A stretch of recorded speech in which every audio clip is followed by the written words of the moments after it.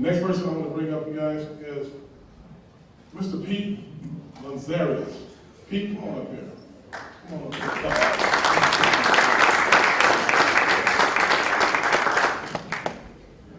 We met Pete this year, and I went to his office and we talked about a lot of things in his office, his law, because he's a lawyer, so he has a franchise lawyer. That's right. Good lawyer. He's a good lawyer. So he has some things he want to talk to us about franchising too. You know, so I think this would be something that we should all hear and take heed to, take advantage of. So that's why I speak to us in about 5 or 6 minutes. Okay? All right, Pete. Thank you, Tony. My name's Pete Ligarius. When you grow up with a Greek name, you get beat up a lot. You say, what's your name? My name's Hercules or Odysseus. And so there's this Greek cabbie in Athens. He's in a hurry one day. He rips his pants leg before he does his first fare. So he goes back in the house, gets some new pants, says, I'm going to drop these torn pants off at the tailor. Walks into the tailor, hands him the pants. Tailor looks at the pants and says, Euripides. He says, yeah, Eumenides. Bada boom, bada bam. The other thing I want to say at the beginning is I like this pro-athletes chamber of commerce. And in 6th grade, I won the 50-yard dash in the 3rd period race at Forbes Elementary School. Does that qualify?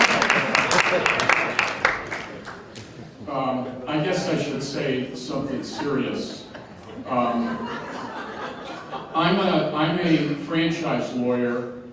All I do, and I have another one of the members of my firm here, Bruce Nippel, all we do is represent people that buy franchises. We do not represent franchisors, and we're passionate about it. And what's unfortunate is people of all walks of life buy franchises without seeing a lawyer. And I'm talking about 95, 98%. And you sign these agreements, and they're extraordinary. Most lawyers have no idea what these agreements are or what they mean. And that's the most important point, because sometimes you can negotiate changes. And let me give you one little example, just so you're thinking about this. You're going to buy a Subway franchise or a Quiznos franchise, and you're going to put it down here on Brush Street near the Greek parish down there that used to be, now it's up on the hill in Oakland. Anybody from Oakland? Fred Williamson was here, Jr. Where are you, Fred? He left. He heard I was coming up here. So you're concerned, you don't want to have another Quiznos near your Quiznos. If it's 4 blocks away, people on that side of town aren't going to come to your Quiznos. Why should they? You're selling the same exact product. That's what franchising is. It's a brand. You have a set of rules so that everybody's going to have the same quality. Good franchisors police them. So you're going to have another store down there. You're going to lose half your customers through no fault of your own. How many people think there's a law out there that says that's illegal? Franchisors shouldn't do that to their franchisees. Guess what? In almost every state, there's no law that prohibits that. It's solely a matter of what's in your franchise agreement. And if the franchise salesperson says, don't worry, we won't do that, and then they do it, and you come to my office, I'm going to be reading the contract, and I'm going to say, well, they wrote this, and maybe we've got a little argument here, but you're better off. And my friend Nick Neonakis, that's a Greek name too, Nick. He's a part of buying a franchise that we don't do as the lawyers. We're not going to help you evaluate the franchise, whether the franchisors are good, whether their system is great, whether it's a profitable business. That's a business judgment decision. But we're going to look at the language of that contract. And we also are involved at the back end, the bottom 5% of franchising where there's problems and people are losing money and the franchisor is not acting right. We litigate those cases. And those are, as Nick said, it's a tragedy when people invest money in a business that's being sold because this is a system we have that works and you're going to buy it. And we have a brand that we've developed that's recognized. Unfortunately, they don't always work, so we're involved in that. I want to thank Anthony. He came all the way over to San Rafael to tell me about what you're doing here, and it's great. And I think not just pro athletes, but anyone that buys a franchise, they should see a consultant for the business angles, and they should see a lawyer, not just any lawyer. And I'm not a sports agent lawyer, I'm not a secret agent, Anthony. I think I'm here legally. But see a lawyer that knows what they're doing. And in this state, and we do work around the country, but in this state, we are certified in franchise and distribution law. There's only a handful of us, and you want a lawyer that does work for franchisees. Most of the lawyers in this field are representing franchisors. Thank you for having us here, Anthony, and I hope you have a productive weekend. Oh, one other thing. Is my 5 minutes up? All right. I have a project, and I'm sorry Fred Williamson left, that's a Rotary project. Rotary's involved around the world in eradicating polio. And if you're old enough, you remember kids getting polio in the 50s, and it's a disease that doesn't have to exist because we have inoculations. Most of the countries in the world are free of polio. But the other project that we have over here, if you want to talk to us about that, is called Rotoplas, where we get teams of doctors and go to developing countries to operate on kids with cleft lip and palate for free. So we put that over there because we don't have anything else we don't have a banner or anything. So hope to see some of you. Thank you. The next person I want to bring up, it's just, I just say his name, Pastor Brian. That's all I can just say is Pastor Brian. Some of you guys that play in the NFL know who this guy is, or play Major League Baseball and know who Pastor Brian is. Pastor Brian worked with the San Francisco Giants, he worked with the San Francisco 49ers, with Harry Edwards, and so forth and so on. He's just a phenomenal guy who really kind of put us in our place as athletes, who give us direction, And at this point, I want to bring up Pastor Brian to talk to you about some things that he's doing and that what he can help us with today. He's going to have a number or a room where he's at, and I asked him to come because of the things that we went through as professional athletes, as far as stress, pressure, anxiety, and athletes are, committing suicide nowadays, taking themselves out because they can't stand the pressure of being broke or not handling affairs the right way, So at this moment, I want to bring up Pastor Brian.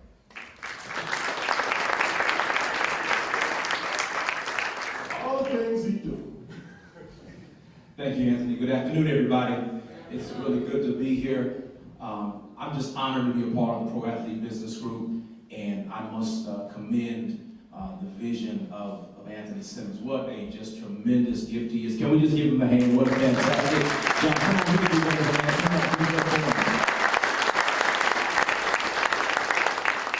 What Anthony has done and is doing is he's making sure that there is a story after the story.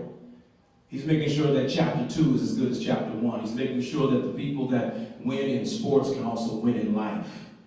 And at the end of the day, you think about it, after a career of 3 or 4 years playing a sport you love, at 28, 29, 30, there's this huge life transition that has to happen. All of a sudden, you're not on ESPN anymore. People aren't calling out your name from the stands anymore. You're not signing autographs anymore. The struggle yet rigid schedule of the NFL or the NBA, where everything is regimented and you know what you're going to do every day because they give you a schedule. There's a traveling coordinator that makes sure you know where you're going and how you're going to get there. There's an agent that makes sure that your contract is negotiated. There's people involved, the doctors, there's your physical therapists. All these individuals that are part of the life of an athlete, and all of a sudden, one day, it's all gone. And you have to make this huge transition into what's called real life. After spending all of your life from the time you were 8 years old to the time you were 28, 29, 30 years old, playing football, playing basketball, playing baseball, and all of a sudden now, what are you going to do? The questions begin to come in your head. What am I going to do with the rest of your life? I'm only 30 years old. I got 50, 60 more years to live. What am I going to do? And here I am. I'm trying to figure out my life plan. And so for the past 15 years, I've been honored to work with pro athletes from all these major sports to just talk about what do I do next? How do I transition? How do I take advantage of my name, my brand? How do I take advantage of the years that I spent on the field? And the good news is the same things that made you a successful athlete are the things that are going to make you successful in life. The very same things, the discipline, the determination, the faithfulness, knowing how to play within the rules, knowing what the rules are, knowing how to play as a team. The same things that made you successful as an athlete are the things that make people successful in life. All of these testimonies from former athletes that have started businesses, that are entrepreneurs, that are doing great things, community workers like Brother Doug that are doing awesome work in the Bay Area and now just impacting the entire Northern California area, retiring athletes that are making an impact, reaching back like Anthony and like Wisher Brown, who are making sure that other colleagues are going to be able to have a plan for success. I've been able to work with these kinds of athletes to say, what's your game plan? Because all of you know what it is to sit in a room with a playbook. All of you know what it is to sit in a huddle and to talk about the strategy. How are we going to go up against this defense to get our goals succeeded? And it's the same thing in life. And so my goal as a consultant, as a life coach, as a spiritual leader, as an advocate, is to make sure you have a game plan for success. I want you to win at the end of the day. I don't want you to just talk about the days when you won on the field. I want you to win in life as a father, as a mother, as a husband, as a wife. I want you to win as a businessman, as an entrepreneur, as a founder of your own foundation, as giving back to the community so you can impact the place you came from so other kids can have a chance like you did. How do we do that? And that's my goal. My desire is to be that sounding board. My desire is to be that person that comes alongside. As a pastor, obviously, there's some spiritual stuff involved, but bigger than that, everything you say to me is confidential because I have to hear it, I want to listen to it, and nobody else hears it but me, you, and the man upstairs. Because sometimes when you make that shift, you don't feel like yourself. You have to reinvent yourself. You have to talk about, who am I now? Am I the person that they call by name and number? Am I the person that has to have on a jersey in order to have value, or am I somebody else that can be an impact person in my next chapter as I was in my first chapter? And sometimes there is depression. Sometimes there is struggle with alcohol and drugs. Sometimes there is a temptation to go back to the hood and hang out with the wrong crowd again. And for me to be available to you, so you can call me anytime, to talk to me about anything, to know that it stays right here with me and you, and to know that whatever has going on in your life, all I want to do is be a help to you. However I can help guide you, however I can help connect you, if you need whatever support you need, financial advisors, rehabilitation therapists, whatever it is I can help you access. I, as a coach, and all of you know what coaching is all about. Coaches don't necessarily play for you, they just make sure you play well. And so my job as a life coach is to make sure you play well. My job as a life coach is to make sure that you succeed because you can do it. And so I'm honored to be a part of the Pro Athlete Business Group. The first African-American woman in the United States to earn a degree in nuclear engineering. She's also served in the Clinton and Obama administration, and she's also working, as a Silicon Valley high-tech executive. Teresa's taken a path unlike any other. Today, she's on the Ohlone College Trustee School Board. She's a trade advisor internationally, and most importantly, she's a mother of two. Teresa is ready to put her unique lifetime of achievements to work in the State Assembly. To learn more about Teresa's life, visit visit electteresacox.com. And she has some of her flyers out there. But with further ado, Teresa, come on up. I mean, she's the first, you didn't have the first, let me read it again. Some of you didn't hear it. You eat too many muffins. She's the first African-American woman in the United States to earn a degree in nuclear engineering, and she served on both administrations, Clinton and Obama administration. That's one of the reasons why Beth Holly and the faculty endorse her. She's been to several of our events, and we're blessed to have her presence here once again. Thank you. Thank you so much, Reggie. And Anthony as well. I've known both of them for a number of years. But do you know what time it is? It is Pro Athletes time, yes! That's why we're here, right? Well, I'm excited to be here because you guys are a lot of fun. You do so much work for our community, on the field and off the field. So give yourselves another round of applause.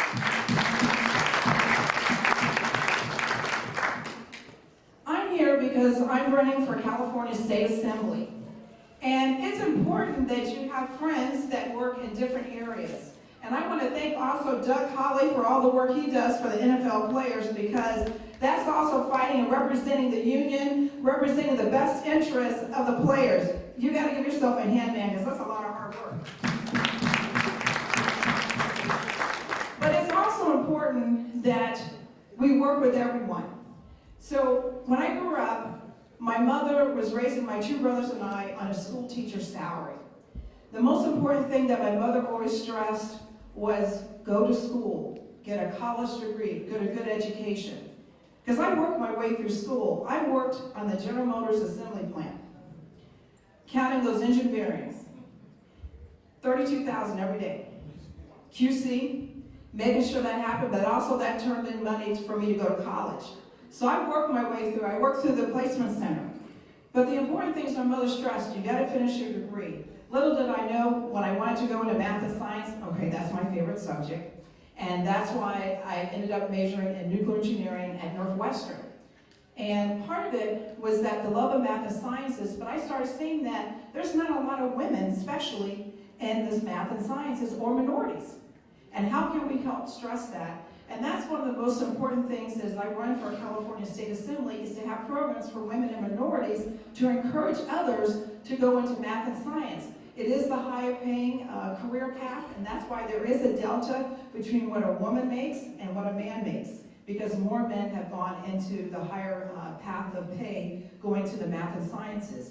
And that's why I also serve at Ohlone College, because it's important that we help those that have equal access to education, and to make sure that everyone gets a good, solid education. I'm proud of being on the Ohlone College Board, located in Fremont, California, but we're number 5 in the state of California among all the almost 2,000 community colleges. But that took a lot for all of us to get there. When I started, we were on an accreditation warning. And we had to take that around, because if it only went accreditation warning, you're out. Your degree doesn't count anymore. So we managed to turn that around. But also, when I'm there at Ohlone College, I fought for women's rights. We had the president who was the lowest paid president in the state of California. And we couldn't make that. It was more than just a budget issue. It was a moral issue to fight for that as well. Other parts, I've had the opportunity to work for the Clinton administration. It's been a wonderful journey. Being able to work with everyone around the United States, stressing affirmative action, stressing healthcare, that was round 1 back then. But also looking at the international trade issues that were happening overseas, especially in Haiti when you had the exile of the president. But more recently, I got appointed in the Obama administration in 2009 to be the trade advisor representing the state of California. So you're going to say, well, what does this trade advisor mean? What does that all mean? Well, what's happening is I'm appointed to advise the Commerce Secretary of the United States on how to improve on small and minority businesses. And that means I'm a voice to help all of you to be successful, to make sure that you're going to be able to thrive with your businesses. I think that it's wonderful that professional athletes and what they do for all of you helps bring us all together, so we're doing the same thing. One team, one community, want to make sure you guys are going to be successful in business, but also staying healthy and well. So God bless you. Thank you so much. Ladies and gentlemen, we're about to break for our mixer. So, the reason I brought this gentleman up, his name was Tony. Did I say that right? That's right. This is Tony. And the reason I brought Mr. Crow up is because we as African Americans, and the majority of us in here are African Americans, and we're African American men. This brother has survived cancer, right? And look where he stands today of his life. You know, here I am, a 50-year-old. Here I am, a 50-year-old man. I know most of y'all thought I was 35. But here I am, a 50-year-old man, and I haven't been tested. I haven't done anything, you know, but this guy has inspired me to get tested, you know, and I just want you guys just hear his story for just a couple minutes, and then we're going to break for our mixer. And I think this is something that should be encouraged by all African American men. You know, we all afraid somebody messing around with our behinds. You know, we don't want that done, but I think we need to all get involved, not only as African American men, but as men, period. And the women for the first time. Okay? Thank you very much. Anthony Crowe. I'm a prostate cancer survivor for over a year now. I'm here to talk to you men about prostate cancer and how important it is for you all to get checked, especially you African American men who are 40 years old and up. We as African American men, we get prostate cancer around 40 years old. Hispanics get it around 50. Caucasians get around 60, all right? Most of us men don't want to go to the doctor and get tested.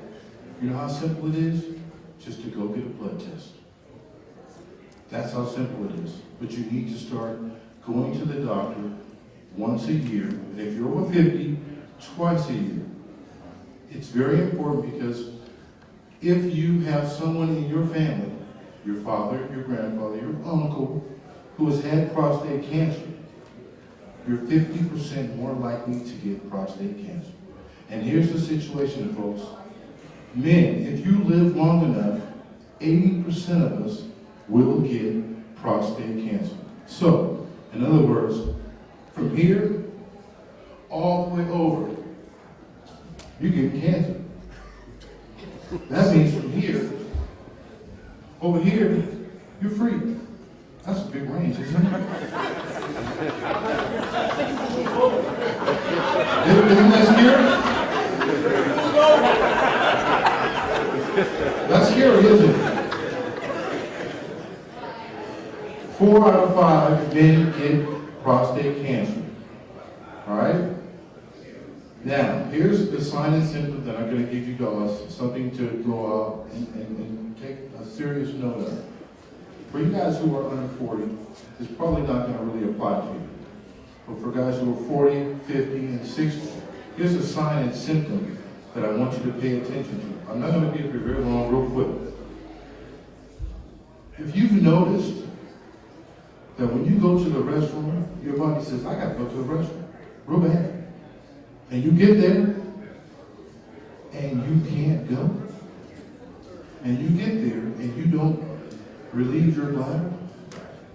And 15 minutes later you say, I got to go back to the bathroom. And it happens again. That's your sign that tells you your prostate is enlarging. That is the first sign and symptom that lets you men know that you're on the road to getting prostate cancer.